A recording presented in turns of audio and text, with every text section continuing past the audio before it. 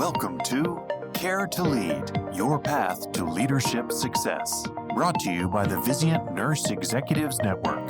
Hello, everyone. I'm Dr. Barbara Seymour, Associate Vice President of Member Connections at Vizient. And today's guest is Dr. Karen Grimley, Chief Nurse Executive for UCLA Health and the Assistant Dean of the UCLA School of Nursing. Dr. Grimley is responsible for the professional nursing practice and care delivery across UCLA Health. She is dedicated to using resources and relationships to reinvigorate excellence, teamwork, and camaraderie, and has led the development of comprehensive strategies and programs to strengthen nursing and patient care. Dr. Grimley received a Bachelor of Science degree in nursing at St. Anselm College in Manchester, New Hampshire, and a master's degree in business administration from Anna Maria College in Paxton, Massachusetts, before earning a doctorate in nursing from Christine E. Lynn College of Nursing at Florida Atlantic University. In 2022, she was selected to be a fellow of the American Academy of Nursing. Welcome, Dr. Grimley. Thank you, Barbara. Please call me Karen. Karen, I've had the pleasure of hearing some of your story at a recent conference we attended together and would appreciate if you'd share your nursing and leadership journey with our listeners. Just very quickly, started in New England in the critical care units as a nurse and did some work in rehab and detox, which is where I learned a lot about people. And then from there, grew into a management role in that particular hospital after 5 years in the emergency department. That was my clinical base. From there, working on my MBA, I ended up getting recruited down to Western North Carolina as a service line director, and then recruited to Florida as a chief nursing executive. In retrospect, every time I took a new position, I was building. First, I was building on my 2-to-1, the 2 patients I took care of in the intensive care, to the unit I took care of as a charge nurse, to the 60 nurses I took care of on my first inpatient unit as a manager, and the 40 patients that were on that unit, and so on. So each step I took, I grew in my responsibility and in my patient load, because I always look at nurses and patients as the people I'm responsible for in my job, to advocate for them and to make sure that they have what they need. That's been the course of my journey. After being in Florida for about 10 years, where I had the opportunity to not only be a nursing officer, but to be an operating and nursing officer concurrently, I took about 5 years and I consulted. And during that time, I worked on honing my skills as a better understanding resource utilization and optimizing resource use to expedite and improve workflow and efficiencies within a hospital or health system.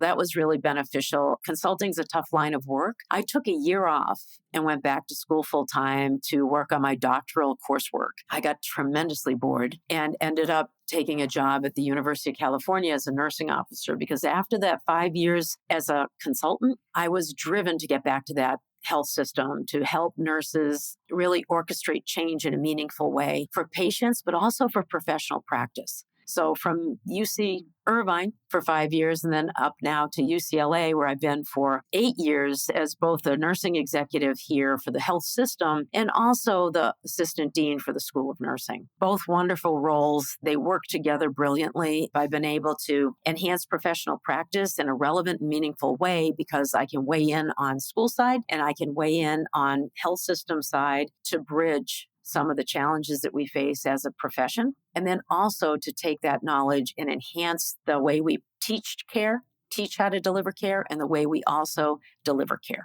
Karen, take a moment and tell us a little bit about the work you're doing to promote wellness through safe work environments, psychological safety, and reducing workplace violence.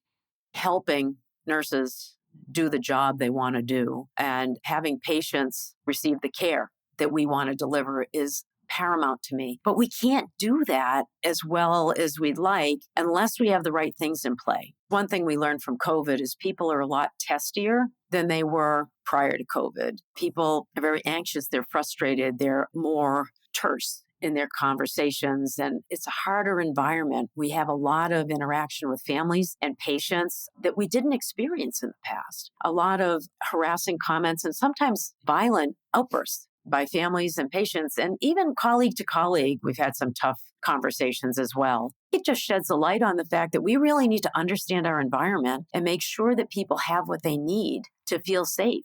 We put together a program here, and I'm very proud to be the sponsor and probably chief instigator around what we call a safer you. It is a comprehensive compilation of all of the initiatives we have going on right now that contribute to improving the work environment or improving staff safety or staff well-being. All of those different initiatives, and there's about 60 of them, we've rolled them up into one initiative that's made up of different groups of activities. The whole purpose of that is to create an environment where people feel safe to do their work. And one of the things that is so critical to us to do that is to make sure that patients and staff not only feel physically safe, but they feel psychologically safe. To do that, you have to have a whole host of workforce strategies that lay into that. You need to have consistent staffing that is capable of providing the right level of care at the right time to the right patients. There's a whole group of activities around human resource development, onboarding, and orientation that I've laid in to support that psychological safety. Additional things are, how safe is it to walk in and out of our building? So concurrent with the workforce strategies around labor management, recruitment, and retention, we've built in things about how to better prepare those staff to understand a potential event or crisis in the making by teaching them de-escalation techniques, and by also providing them safety features within the organization, the environment, such as weapons detection systems at our entrances to our emergency department, staff assist buttons, wearable staff assist buttons, and also panic buttons in all of the different units and all of the different locations where issues of crowding or patient interaction can occur. So with that said, we've worked on the physical safety and we've worked on the psychological safety in a way that all comes together. What we've been able to find through frequent conversations and town halls with the staff is that they're starting to feel safe. That can be seen in our retention numbers and our vacancy numbers. We've come well below the national statistics now. Our turnover has fallen. I think we're at approximately 10% right now. The national average has been hovering around 22%. And our vacancy rate is probably about 7%, which is great. So we know people are choosing to stay here. And the best part about this, if you think about Maslow's hierarchy of needs, as soon as we have that consistent stabilization of safety and a feeling of safety in our environment, that's when we start to build our relationships. That's when we start to trust one another and build things together. And that's when we start to create that idea, that innovation, that freedom to think about changing things without repercussions. And that's when we start to climb Maslow's hierarchy to achieving high-end goals and high-end improvements in the reliability of the care we provide and journeys to zero harm and things like that. That's where I spend my time. Workforce strategies and environmental strategies done in partnership with the bedside nurse and the clinic nurse and all the different departments that intersect there to make a difference. The input from the staff, or what we like to call in the industry the end user, and input from the patients has allowed us to create an environment where people are able to start to relax and even thrive. So I'm very excited about that, and it's making a huge difference in everything we do. And it's all based on relationships. Creating an environment that provides opportunity to build relationships, to build trust, to innovate, and reach a level of excellence. I can see why you're excited about it. And I love the term chief instigator. I'm probably going to borrow that. I always find it fascinating. We've had some parallel tracks in our careers, ICU nursing, some time in Florida, the consultancy. And in particular, you talked about your origins in nursing as a new grad in the ICU, which was very novel at that time. And I think about some of the novel issues that our new grads are facing in today's workforce. We know that new grad turnover continues to be higher than it's ever been. Where do you see opportunities to include well-being as part of nursing curriculum, and maybe think about treating well-being and practicing well-being as a skill? It's hard. The nursing colleges actually has been doing a tremendous amount to overhaul curriculum. The AACE and AACN have done a lot of work for just that reason. They want things to be relevant, not only for the delivery of patient care, but for the development of the nurse. And what we're finding is the people that are going into nursing today have a much different perspective on what's important. And what I'm glad to see is that they're very focused on their well-being. We can all learn from that. Having grown up in an environment where we're always giving, and weren't necessarily recognized for the extra things that we did that made the difference, always recognized by our patients, but not necessarily by organizations. We had a tendency to discount our work. It's what we do. I think that the new generation is teaching us that it's important to take a deep breath. I teach in the doctoral program, and even when teaching finance, we're taking time to talk through case studies and talk through activities where we're valuing the role of the nurse as an APP, an advanced practice provider, and at a DMP level to holistically care for their department or their patient group or what have you. And that requires developing a communication strategy. And in that communication strategy, we're learning to ask different questions. We're learning to value what were sometimes called soft skills and intangibles as value. What we do now to assess quality goes beyond standard or traditional metrics. We're looking at other things now. The opportunity to really value patient experience and nurse engagement has really shifted us away from nurse-patient to human beings caring for human beings. And that goes all different ways. Some of the things that we've worked hard to do here and communicate to the School of Nursing in my position is through the work I do with clinical liaisons, finding people to precept and match with people looking for their clinical rotations or their precepted projects is an opportunity to find people who not only embrace the topic, they also embrace the development and the mentorship that they need to provide to that person who's the learner. And we're reinforcing that with how we're creating these clinical opportunities. That's one thing I do on the school side. On the acute care side or on the health system side,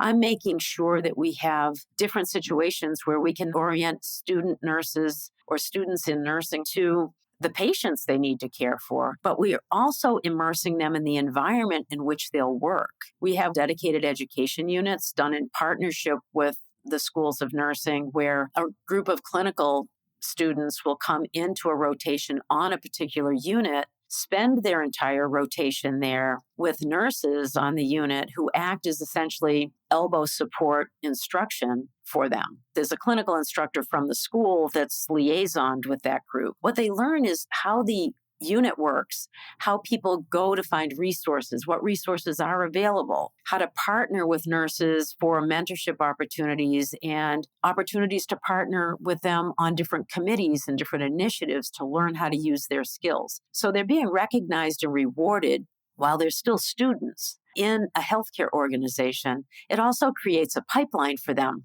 to find a job and a pipeline for us to recruit them. So from there, what we've noticed is our recruitment opportunities with the new grads we're hiring is great. We continue that precepted event when we hire them. They go into what we call a nurse residency program, and Vizient has a nurse residency program also. And in that nurse residency program, they're partnered with a mentor, and they're supported by our professional development specialists and educators throughout the course of a year. We have a competency-based orientation for the basic technical skills, but for a year we offer a support group and didactics to help them build themselves up as confident, competent professionals where they can take pride and have keen understanding and speak with confidence about their profession. Great information and insights, Karen. And I love that you're recognizing the expanding role of the bedside nurse and how to support them holistically. And we've talked many times about the growing responsibilities and pressures of the nurse executive as well. It's not just a phenomenon for our bedside nurses. And some of the roles that may be surprising to people that don't work in healthcare or in nursing. Take a moment and explain to our listeners what some of those roles are and how has it impacted nurse leader well-being? I think it's important for people to understand that nurse executives are healthcare executives. I've been an operating officer and a nursing officer concurrently at one of the roles I had in Florida. Operational jobs and health systems dovetail very nicely with nursing because nursing is hospital operations in a lot of respects, especially in an acute care environment. It's not unusual for a nurse executive to have any number of departments report to them. For example, right now, I have care coordination and spiritual care report to me here. In past lives, and even in this role early on, pharmacy reported to me. Actually, pharmacies reported to me in a lot of my roles over the course of the years. The only department that's never reported to me in the course of my lifetime as a nursing officer is food nutrition services, believe it or not. I've had responsibility for all of the other departments that make up a health system, the acute care side of a health system. People, when they hear the term chief nursing executive, really need to ask about the role. My extra long title is Chief Nurse Executive and Associate Administrator for Patient Care Services. So in essence, that's what I do. And in the course of that responsibility, I'm asked to be directly accountable for different departments. I'm also assigned as executive sponsor to different initiatives and different activities outside of the organization. The role of the nurse executive is pretty extensive, much like the role of an operating officer is as well. Those two groups in a health system usually do 95% of all the operational work within the organization or have it report up to them. Sometimes the well-being is just associated with ensuring that our partners and peers understand the work that we do and the breadth and depth of what is involved as the chief nurse executive. Just to pivot a little bit, one of your most endearing qualities is your sense of humor. We get to see that quite often through our network activities. How does this help you stay well in your stressful role as a nurse executive? You really have to learn to not take yourself so seriously. And I'm only speaking about me to me. Maybe this comes with years of doing this. I'm not sure, but I've always been of the ilk that you really have to know what's important and understand where there's flexibility and also understand the value of levity in some of these really tense situations. To find a moment to tell a story or to make an offhand comment, of course, not at anyone's expense, or to maybe make a comment that kind of laughs at you. I didn't realize I was doing that. Can you imagine, right? It makes a big difference. It opens up the door for people to kind of take a deep breath and relax. One of the most important things you do as a healthcare leader is you have to measure the temperature in the room and you need to know how to bring it down. Humor does that very well. A level of informality, when used appropriately, does the same thing. Hosting conversations, showing up because things are going well or things are showing up when things are going bad, gives you an opportunity to establish yourself as a person. The ability to laugh at yourself lets people see you as vulnerable. That's important. People need to know they're working for a person or people. And then it's how do you show you care? And sometimes you show you care by helping somebody feel a little bit better about something that they thought went woefully wrong. And sometimes you do that with humor. I laugh because sometimes I think I could do a whole stand-up routine with some of the situations I've encountered. But right now, if I had to do one, I'd be at a loss. I think you've done a great job and you've brought us full circle to that human-to-human connection and how that's important in our jobs as leaders and finding those bright spots in the middle of roles that are very serious and life-changing for the patients that we serve, but can also be bright and connected at the same time. So thank you for your thoughts on that. It's been a pleasure having you as our guest today. And thank you for all that you do to promote wellness for our nurses. Well, thank you, Barbara. I really appreciate you taking a few minutes to invite me to share some of my thoughts. And to our listeners, thank you for joining us. If you've enjoyed today's discussion, please subscribe to hear more Care to Lead podcasts. Like us and send us your comments. Care to Lead is your path to success and is brought to you by the Vizient Nurse Executives Network. I'm Barbara Seymour. Have a great day.